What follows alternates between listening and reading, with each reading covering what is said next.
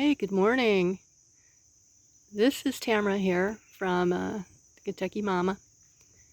I just wanted to share with you the plants that make me the happiest. So I'm doing a series on plants that I've managed to raise in Kentucky that probably should not be raised here. Bananas are one of them. You know bananas from Florida along the southern states to Texas. People don't harvest them too much. They'll harvest them a lot more in like Central America and South America. But I am so fascinated by tropical plants that 30 years ago, I found a strain of banana that if you raise it right and protect it in the wintertime, it will thrive in Kentucky. So I bought a few of those plants, and these are the offspring 30 years later. Do I get bananas very often? No, because bananas require 18 months of continual growth. And I can give them roughly 8 months of continual active growth, and then I have to force them to go dormant for the winter, or they will freeze to death outside. Bananas thrive anywhere above 50 degrees Fahrenheit. So now that the temps are starting to get below 50 at night, I have to watch the weather very closely because I don't want to freeze them out. So I'm going to leave them outside as long as I can and then do a major sacrifice and cut the tops of them off. I know, that's horrible sounding. And to me, it's butchering them because I love them so much. They're so beautiful. But I'll cut off the tops about, depending, like for example, this one, I'll cut it off about 5 feet, 6 feet high, just below where they all flush out there. If I'm able to save the center leaf, I will. And drag them in the house, put them in a south-facing window, and go really light on the watering. During the winter, I probably only water them 3 times, and they just kind of sit there.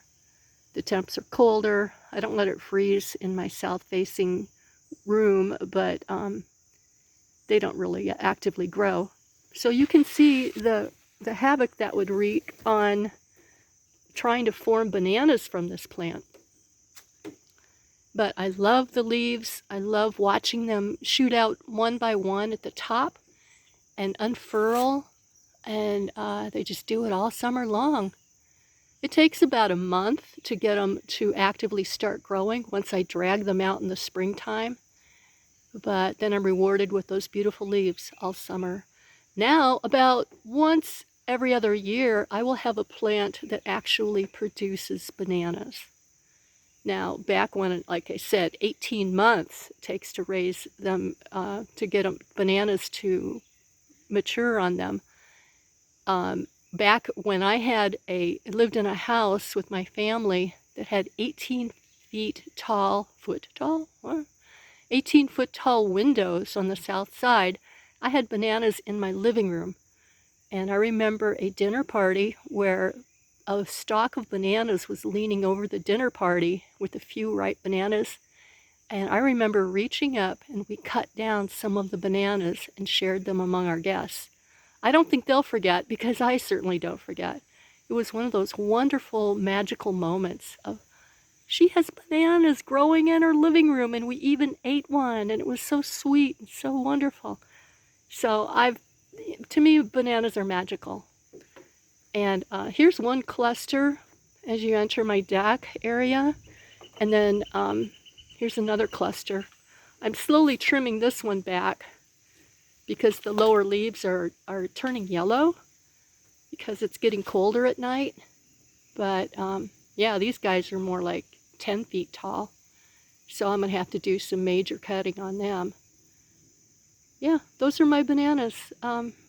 In the old days, I would raise them in the soil, in the ground, but digging them up every fall and overwintering them in my garage was a huge labor of love from me, and something my children hated because I would enlist their help. They hated digging up the bananas. Oh, Mom, bananas again? Why don't you just let them die? No, can't do that. So here's a young banana that came up this summer from the corm. of the mother plant, and I'm hoping for a few more by spring to come shooting up from the ground. You'll see some cloth on the top of these pots in an effort to slow down evaporation.